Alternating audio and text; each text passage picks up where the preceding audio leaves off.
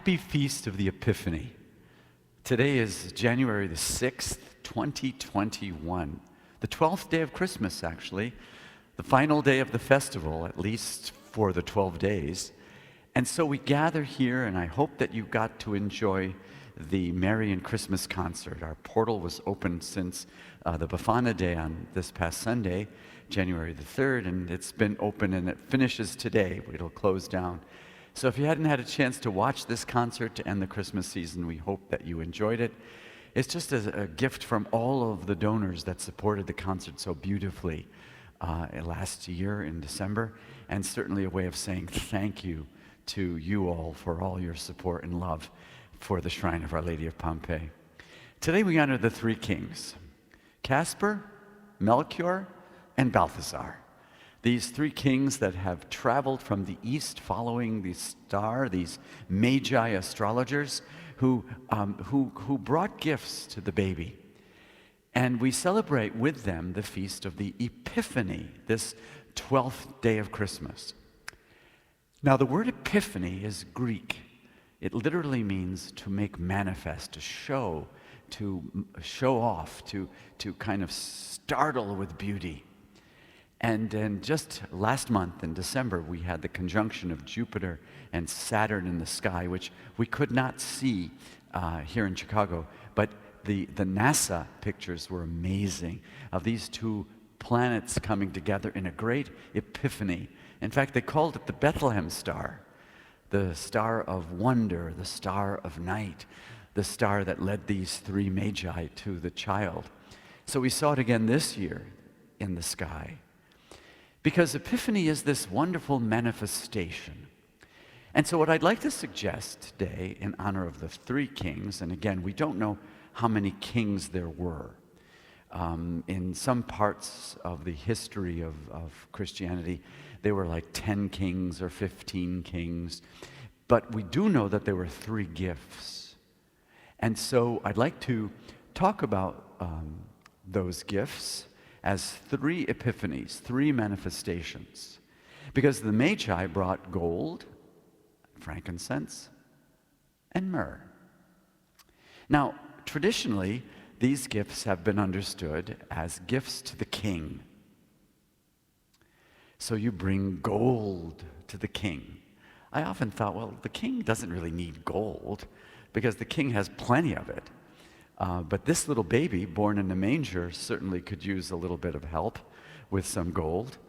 But gold, I think, is the epiphany that this child, the child whom these magi worshipped, this child is as good as gold. Gold is a sign of the incorruptibility of things. And so they bring gold to the baby. Not only so that his mother has some money to buy things with, but also as a symbol of the incorruptibility of God's presence among us.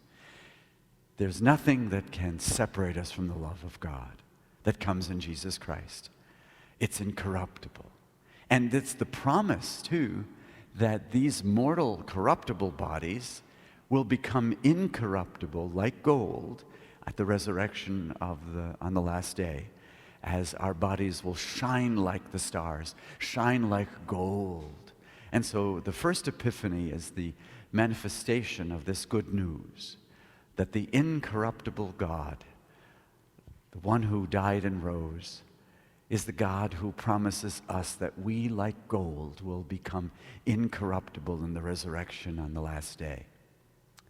Then the second gift that the Magi bring is the gift of frankincense. We burn frankincense here at the shrine. I know sometimes people cough and sometimes it really gets stale because we don't use it all the time.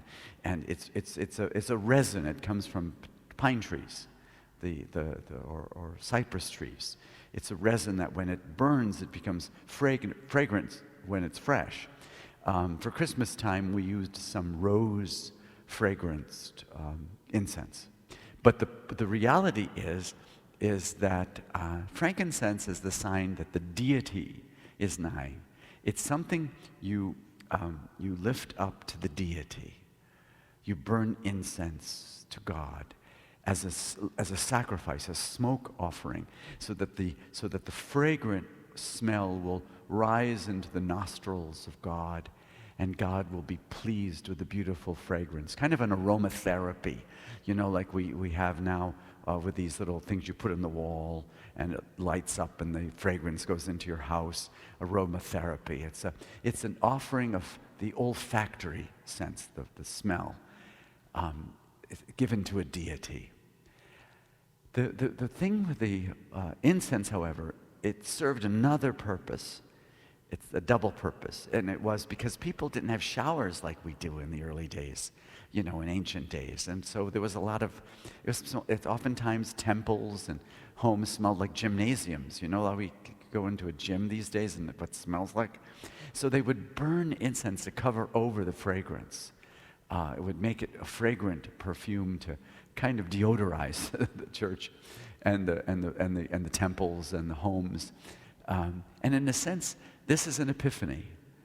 It's an epiphany that even though we can become little stinkers, we can, and by our sin, God can transform our stench into the fragrance of incense. Not covered over, but actually transform it and free us from the stench so that we can become an epiphany and become the living fragrance of God in the world.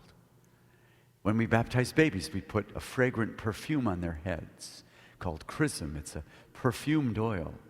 And so that as Christians, we are christened with the chrism in honor of Christos, the Christ, so that we become a living fragrance, a living incense brought to the King. And then the third and final gift that the Magi bring is the gift of myrrh. It's an oil, myrrh. It's an embalming oil. So the manifestation is that even in his birth, the Magi bring a gift of death. We are preparing you for your burial, O Christ. The burial that is the inevitable self-offering that you make on the cross for us, the self-emptying of a God who loves us to death, so that by the shedding of his blood, our death will be overcome by death. And so the myrrh is the subtle, bitter perfume that is used to embalm people. And so the Magi anticipate the death of this baby by offering this child a gift of death, so that we too can die before we die, so that we too as Christian believers can embrace death. And I remember Neil deGrasse Tyson in his wonderful commentary on the cosmos basically said that considering that this cosmos is 14 billion years old, even if we were to live 70, 80, 90, 100, even 125 years, what's 125 years compared to 14 billion years? It's just a drop in the hat. And so the myrrh is a reminder to all of us that we're probably as good as dead already. And therefore, why waste our lives on the things of the dead? But why not, like Christ, be buried to the old ways and then come alive with the incense and the gold of the gifts of these Magi and become a new creation? Why waste our lives with things of death when we can indeed live our lives as if we are alive in a new way, dying before we die? So, happy feast of the 12th night, the feast of the Epiphany, the feast of Casper and Melchior and Balthazar, of gold, frankincense, and myrrh.